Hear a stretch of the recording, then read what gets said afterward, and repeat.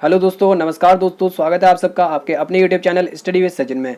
दोस्तों आज इस वीडियो में हम बात करेंगे यूपी डीएलएड फोर्थ सेमेस्टर के विषय इंग्लिश की।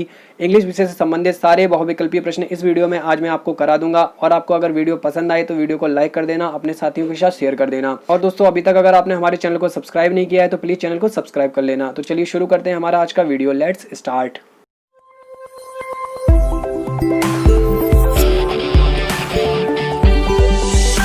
तो चलिए दोस्तों स्टार्ट करते हैं हमारे पहले प्रश्न से। यहाँ आपसे पूछा जा रहा है the communicative approach is a. तो दोस्तों कम्युनिकेटिव अप्रोच जो आपकी होती है वो एक कंट्रोवर्सी रीडिंग सिस्टम होता है। ठीक है दोस्तों, ऑप्शन ए आपका सही है।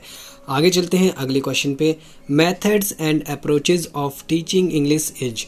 तो दोस्तों यहाँ पे आपके जो तीनों ऑप्शन दिए गए हैं, grammar translation method, direct method और कम्युनिकेटिव अप्रोच, ये तीनों ही आपके मेथड और अप्रोच के अंदर आते हैं इंग्लिश टीचिंग के लिए। ठीक है दोस्तों, यानी ऑल ऑफ दीज आपका आंसर जो है वो एकदम करेक्ट है। Friends let's move to the next question.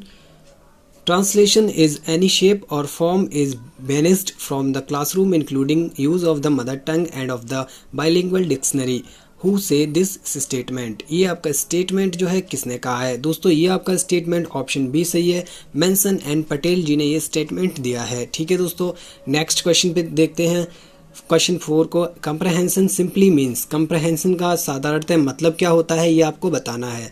तो understanding written page and explaining written page, ये दोनों ही मतलब कंप्रहेंशन के अंदर आते हैं। यानी आपका जो आंसर सही है both A and B option is correct. ठीक है, now friend let's move to the next question. Question 5, communicative approach improved your. Communicative approach से आपकी क्या चीज़ इम्प्रूव होती है आपको बतानी है। तो दोस्तों यहाँ हमारी कम्युनिकेटिव अप्रोच से प्रोनाउंसिएशन जो स्किल होती है वो बहुत ही ज़्यादा इम्प्रूव होती है। कौन सी स्किल दोस्तों? प्रोनाउंसिएशन स्किल, यानी उच्चारण करने की जो स्किल होती है, जो क्षमता होती है वो आपकी बहुत ही ज़्यादा इम्प्रूव होती है। ठीक है दोस्तों, अगले क्वेश्चन को देखते हैं। 6 question number, subordinate clause are. तो दोस्तों आपसे पूछा गया है निम्न में से सबऑर्डिनेट क्लॉज कौन सी हैं, तो यहाँ आपको बताना है। और दोस्तों मैं आपको बता दूं कि ये सारी ही सबऑर्डिनेट क्लॉज के अंदर आती हैं। एडजेक्टिव क्लॉजेज, एडवर्ब क्लॉजेज और नाउन क्लॉजेज, ये आपके सब सबऑर्डिनेट क्लॉजेज होते हैं। ठीक है दोस्तों, यानी जो आपका आंसर सही है यहाँ पर वह आपका है ऑल ऑफ दीज। ठीक है फ्रेंड, आपका ऑप्शन डी एकदम करेक्ट है, ऑल ऑफ दीज। चलिए दोस्तों देखते हैं क्वेश्चन नंबर 7 को। Underline the subject in the following sentence. Radha was grateful to her teachers for their kind help. यहाँ आपको ये जो सेंटेंस दिया गया है राधा से स्टार्ट करके हेल्प तक, इस पूरे सेंटेंस में आपको सब्जेक्ट बताना है। तो दोस्तों सब्जेक्ट वो होता है जिसके बारे में कोई बात कही जाती है। यहाँ आपकी राधा के बारे में कोई बात कही जा रही है। ठीक है दोस्तों, यानी राधा आपका सब्जेक्ट हुई, यानी ऑप्शन डी आपका करेक्ट है। ठीक है दोस्तों, क्वेश्चन नंबर 8, इसमें आपसे पूछा जा रहा है एडवर्ब क्लॉजेज आर। आपको बतानी है एडवर्ब क्लॉजेज कौन कौन सी हैं। तो एडवर्ब क्लॉजेज आपकी टाइम की एडवर्ब क्लॉजेज होती है, प्लेस की भी एडवर्ब क्लॉज होती है और पर्पस की भी होती है। यानी आपका आंसर जो सही है ऑल ऑफ दीज, ये आपका ऑप्शन है correct. Now let's move to the next question. Question number 9, find the noun of the following sentence. आपको नीचे दिए गए सेंटेंस में, इस वाले सेंटेंस में नाउन बतानी है। तो the boy is jumping, sentence हमारा है द बॉय इज जंपिंग। आपका जो नाउन होता है वो नेम ऑफ पर्सन, प्लेस और थिंग्स। ठीक है, किसी व्यक्ति, वस्तु या स्थान के नाम को हम संज्ञा यानी नाउन कहते हैं। तो यहाँ आपका बॉय जो होगा वो आपका नाउन होगा। ठीक है दोस्तों, ऑप्शन सी आपका करेक्ट है। अगले क्वेश्चन 10 नंबर के क्वेश्चन को देखते हैं। How many nouns in following sentence. नीचे दिए गए सेंटेंस में कितनी नाउन है, कितनी संज्ञा है आपकी। तो दोस्तों आपका सेंटेंस में पढ़ता हूँ यहाँ पर, Agra lies on the bank of the river Yamuna. Agra जो है वो यमुना नदी के किनारे स्थित है। ठीक है दोस्तों, यानी यहाँ आपका आगरा एक नाउन हो गई, एक आपका बैंक, बैंक एक प्लेस हो गया ना, रिवर बैंक नदी के किनारे। ठीक है दोस्तों, ये आपका, और यमुना एक नाउन हो गया। ठीक है दोस्तों, यानी आपकी यहाँ पे 3 नाउन्स हैं, इस सेंटेंस में आपकी 3 नाउन है। ठीक है दोस्तों, यानी आपका जो आंसर सही है option A 3 is correct. Okay friends, now let's move to the next question 11, which of the following completes the sentence. नीचे दिए गए ऑप्शंस में से कौन से ऑप्शन आपके सेंटेंस को कंप्लीट करेंगे। तो दोस्तों हम देखते हैं पहले हमारा सेंटेंस क्या है। No buses and taxis were running blank the road. कोई भी बस या टैक्सी रोड पर नहीं रन कर रही है, चल रही है। दोस्तों यहाँ आपका जो विकल्प सही होगा वो आपका यहाँ पे ऑन भरा जाएगा। ठीक है friends, no buses and taxis were running on the road. ठीक है दोस्तों, यहाँ आपका जो ऑप्शन डी है वो करेक्ट है। अब देखते हैं दोस्तों अगले क्वेश्चन 12 को। विच of the following completes the sentence. नीचे दिए गए ऑप्शंस में से फिर से आपको वही बताना है कौन सा ऑप्शन सेंटेंस को कंप्लीट कर रहा है। The thieves saw the policeman and ran away आएगा दोस्तों, यहाँ पे ये सेंटेंस कई बार पढ़ा हुआ सेंटेंस है। The thieves saw the policeman and ran away, भाग गए। ओके फ्रेंड्स, यहाँ पे आपका ऑप्शन ए करेक्ट है। अगले क्वेश्चन को देखते हैं 13, which type of following sentence. नीचे दिया गया सेंटेंस किस टाइप का सेंटेंस है आपको बताना है।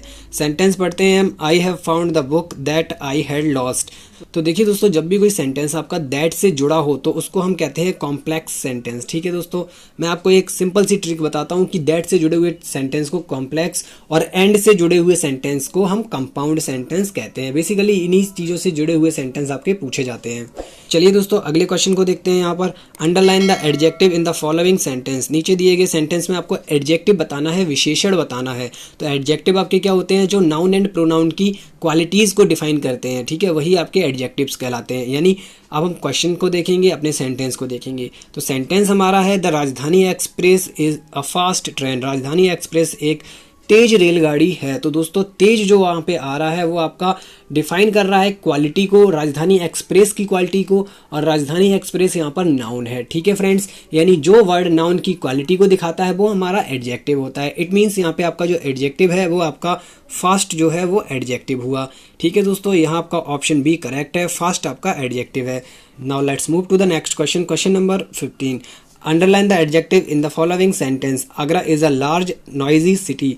आगरा एक बहुत ही बड़ी और शोरगुल वाली सिटी है, शहर है। तो देखिए दोस्तों, यहाँ आपके जो एडजेक्टिव है वो दोनों यहाँ पे हैं, लार्ज और नॉइजी, क्योंकि ये दोनों ही आपके आगरा की क्वालिटी को डिफाइन कर रहे हैं। यानी आपका जो ऑप्शन सही होगा वो ऑप्शन ई करेक्ट होगा, बोथ ए एंड डी। देखिए दोस्तों, ए ऑप्शन में आपका लार्ज दिया गया है और डी ऑप्शन में नॉइजी दिया गया है, तो आपका ऑप्शन ई जो है वो आपका करेक्ट है। Now let's move to the next question 16। Underline the verb in the following sentence. An owl lived in the hole of the tree. आपको यहाँ पे वर्ब बतानी है। ठीक है दोस्तों, तो वर्ब आपकी क्या है यहाँ पे, लिव्ड, दिस इज वर्ब। ठीक है, आप अगर वर्ब पहचान ना पाए तो आप कोई भी ऐसा वर्ड उठाइए जिसमें थर्ड फॉर्म या आपकी सेकंड फॉर्म टाइप की कुछ या आईएनजी फॉर्म टाइप की कुछ यूज हो रहा हो, तो आप उससे समझ जाएंगे कि ये हमारी वर्ब है। ठीक है दोस्तों, यहाँ आपकी लिव्ड जो है वो वर्ब है। ओके फ्रेंड्स, आपका ऑप्शन सी जो है वो करेक्ट है। Now let's move to the next question 17. Underline the verb in the following sentence. इसमें भी आपको वर्ब बतानी है। सेंटेंस हम पढ़ लेते हैं। The king had a dream last night. तो दोस्तों, यहाँ पे जो आपकी वर्ब है वो हैड है। ओके फ्रेंड्स, यहाँ पे आपका हैड जो है वो वर्ब है। Now let's move to the next question 18. We can prove that the earth is round. Which type of given sentence is? देखिए दोस्तों, जो सेंटेंस दिया गया है we can prove that the earth is round, ये किस प्रकार का वाक्य है आपका, ये पूछा जा रहा है। तो दोस्तों, ये वाक्य आपका that से अगेन जुड़ा हुआ है, ये आपका कॉम्प्लेक्स सेंटेंस है, अभी मैंने पीछे आपको बताया था। चलिए दोस्तों, देखते हैं अगले क्वेश्चन 19 को। How many types of tenses. तो आपका यहाँ पे जो आंसर सही है ऑप्शन डी सही है, 3। आपके 3 प्रकार के टेंस होते हैं। 3 प्रकार के आपके टेंस कौन कौन से होते हैं, एक आपका होता है प्रेजेंट टेंस।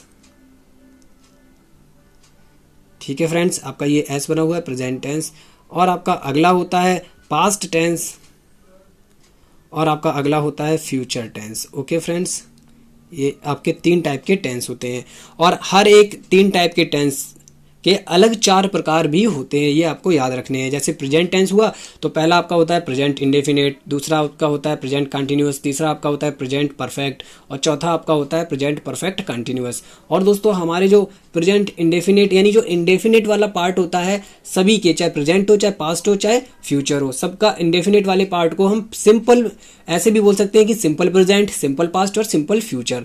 ठीक है दोस्तों, आपको समझ में आ गया होगा। चलिए अब अगले क्वेश्चन को देखते हैं। यहाँ पे अगले क्वेश्चन में पूछा जा रहा है how many types of present tenses. ठीक है दोस्तों, अब फिर से वही बात आपसे पूछ दी गई है जो अभी मैंने बताई थी आपको कि प्रेजेंट टेंस के कितने भाग होते हैं। मैंने आपको बताया है कि पहले तो टेंस 3 प्रकार के होते हैं और हर टेंस के 4 भाग होते हैं। ओके, तो यहाँ पे आपका आंसर सही होगा ऑप्शन बी 4। ठीक है, अब आपसे अगले क्वेश्चन में भी वही पूछा जा रहा है how many types of future tenses. Future tense के कितने प्रकार होते हैं, तो फिर से आपको भी बताना है 4। ठीक है, क्योंकि हर एक टेंस के 4 प्रकार होते हैं। इस प्रकार टोटल हमारे 3 × 4 12 प्रकार के टेंस होते हैं। ओके दोस्तों, अब देखते हैं हम यहाँ पे अगले क्वेश्चन नंबर 22 को। Past tense is divided into. आपसे पूछा जा रहा है पास्ट टेंस को किन भागों में डिवाइड किया गया है। तो पास्ट टेंस आपका पहला है पास्ट इंडेफिनिट, दूसरा है पास्ट कंटिन्यूअस और तीसरा है पास्ट परफेक्ट। दोस्तों इसके अलावा आपका पास्ट परफेक्ट कंटिन्यूअस भी होता है, आपके 4 प्रकार होते हैं, मैं आपको बता चुका हूँ। यानी यहाँ पे जो हमारा आंसर सही है ऑल ऑफ दीज सही है, क्योंकि ये तीनों पास्ट टेंस के ही पार्ट हैं।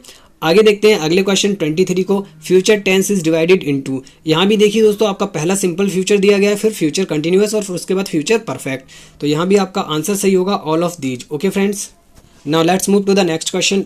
Question number 24, how many kind of prepositions. Prepositions के कितने प्रकार होते हैं? तो दोस्तों आपके प्रपोजिशंस के 5 प्रकार होते हैं। ओके फ्रेंड्स, चलिए दोस्तों अगले क्वेश्चन को देखते हैं। अगला क्वेश्चन हमारा है सम जनरल प्रपोजिशंस आर। कुछ जनरल प्रपोजिशन कौन कौन से हैं? आपके ऑप्शन में से आपको चूज करने हैं, एट, ऑन, इन। तो दोस्तों ये आपके तीनों ही प्रपोजिशन है, यानी ऑल ऑफ दीज आंसर आपका करेक्ट है। ठीक है दोस्तों, अगले क्वेश्चन को देखते हैं, how many kinds of conjunctions. Conjunctions के कितने प्रकार होते हैं? तो दोस्तों यहाँ आपको कंजक्शन के प्रकार बताने हैं। ये आपका ऑप्शन जो सी है वह करेक्ट है। कंजक्शन 3 प्रकार का होता है, 3 टाइप्स होते हैं। ओके फ्रेंड्स, आगे देखते हैं अगले क्वेश्चन 27 को, kinds of coordinating conjunctions are. तो देखिए दोस्तों कोऑर्डिनेटिंग कंजक्शंस के आपको प्रकार पूछे गए हैं, यानी आपके यहाँ पे तीनों ही प्रकार करेक्ट हैं। ये क्युमुलेटिव, अल्टरनेटिव और एडवर्सेटिव, ये तीनों ही आपके कोऑर्डिनेटिंग कंजक्शन के भाग होते हैं। ठीक है दोस्तों, आपका आंसर जो है डी ऑप्शन सही है, ऑल ऑफ दीज।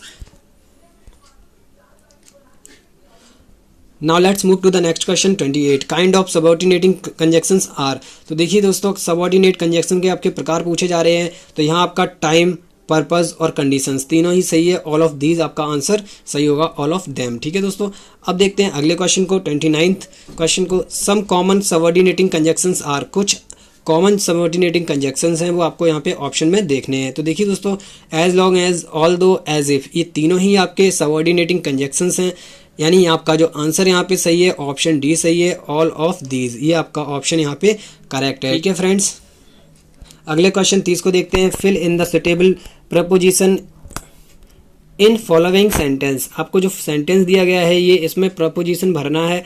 ठीक है दोस्तों, हम क्वेश्चन को पढ़ते हैं, सुधा जम्प्ड फिर डैश द रिवर।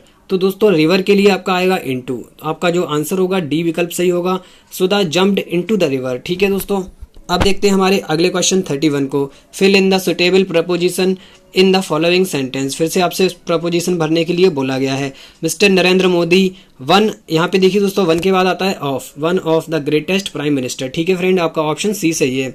अगले क्वेश्चन नंबर 32 को देखते हैं, convert the following sentence is compound sentence, when the sunset we return home. तो दोस्तों यहाँ आपका जो आंसर सही होगा ऑप्शन ए करेक्ट है, the sunset and we return home. ठीक है दोस्तों, अगले क्वेश्चन को देखते हैं। अगला क्वेश्चन है हमारा 33, इसमें पूछा जा रहा है, fill the preposition of following sentence, I shall come and hour. ठीक है दोस्तों, यहाँ आपका जो आंसर सही होगा इन सही होगा, आई shall come in and hour. ठीक है दोस्तों, आगे देखते हैं अगले क्वेश्चन को 34th क्वेश्चन को, the train was passing tunnel. तो दोस्तों जब भी किसी चीज में से होकर पास होने की बात हो रही हो तो आपका थ्रू आता है, यानी कि the train was passing through the tunnel. ठीक है दोस्तों, आपका ऑप्शन बी करेक्ट है। आगे देखते हैं क्वेश्चन नंबर 35 को, ही इज नॉट एलिजिबल, ब्लैंक आपका दिया गया है द पोस्ट। तो दोस्तों एलिजिबल के बाद आपका फॉर आता है, यानी आपका आंसर सही होगा option C, he is not eligible for the post. आगे देखते हैं अगले क्वेश्चन को। अगले क्वेश्चन में देखिए दोस्तों आपसे पूछा जा रहा है, fill in the blanks in the following sentence with the appropriate coordinating conjunction. तो दोस्तों यहाँ पे आपका जो क्वेश्चन है, जो सेंटेंस है, he is very poor, he is happy, आपको इस ब्लैंक में भरना है। तो दोस्तों यहाँ आपका आंसर सही होगा येट। देखिए दोस्तों इसी को मिलाकर अगर हम देखें तभी आपका जो सेंटेंस है वो कंप्लीट होगा, he is very poor yet he is happy, मतलब हुआ इसका वह बहुत ही निर्धन है फिर भी वह खुश है। ठीक है दोस्तों, येट का मतलब होता है फिर भी। आगे देखते हैं अगले क्वेश्चन को, 37th क्वेश्चन को, fill in the blanks in the following sentence with appropriate subordinating conjunction. Question आपका दिया गया है, this book is more interesting, आपका यहाँ पे आंसर होगा देन। ठीक है दोस्तों, यहाँ पे ब्लैंक में भरा जाएगा then, this book is more interesting than that. ठीक है दोस्तों, आगे देखते हैं अगले क्वेश्चन को, a good plan for a picture composition of this kind would be. देखिए दोस्तों यहाँ पे पिक्चर कंपोजिशन के लिए एक गुड प्लान क्या होता है, उसमें क्या क्या चीज़ें आती हैं, तो हम देखते हैं इंट्रोडक्शन भी आता है, बॉडी ऑफ कंपोजिशन भी आता है और आपका कंक्लूजन भी आता है। तो यहाँ पे आपका ऑल ऑफ दीज करेक्ट है। ठीक है, आगे देखते हैं 39th क्वेश्चन को, how many types of letter, letter कितने प्रकार के होते हैं। तो दोस्तों लेटर आपके 2 प्रकार के होते हैं, एक होता है फॉर्मल लेटर, दूसरा होता है इनफॉर्मल लेटर, यानी औपचारिक पत्र और अनौपचारिक पत्र। ठीक है फ्रेंड, अब देखते हैं दोस्तों अगले क्वेश्चन को, what are the contents of good letter. एक गुड लेटर में कौन कौन से कंटेंट होते हैं। ठीक है दोस्तों, एक अच्छे पत्र में कौन कौन से कंटेंट होते हैं। तो अब बात करें कंटेंट की, तो उसमें हेडिंग भी होती है, ग्रीटिंग्स भी होती हैं और आपकी बॉडी ऑफ लेटर भी अच्छी होनी चाहिए, यानी आपका ऑल ऑफ दीज यहाँ पे करेक्ट है। ओके फ्रेंड्स, अब देखते हैं नेक्स्ट क्वेश्चन को। Who will say to teach we must use experience already gained as starting point of our work.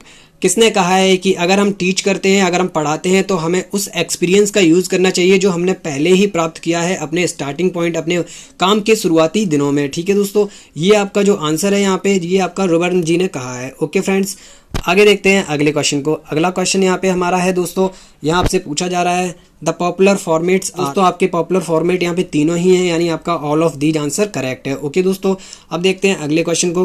Pre active phase of teaching learning process is. Pre active phase कौन कौन से होते हैं? तो आपके प्री एक्टिव फेज जो होते हैं प्लानिंग करना, एग्जीक्यूशन करना और इवेल्युएशन करना, तीनों ही होते हैं। यहाँ भी आपका ऑल ऑफ दीज करेक्ट है। ओके फ्रेंड्स, अब देखते हैं हमारे नेक्स्ट क्वेश्चन को। Translation cum grammar method is also known as.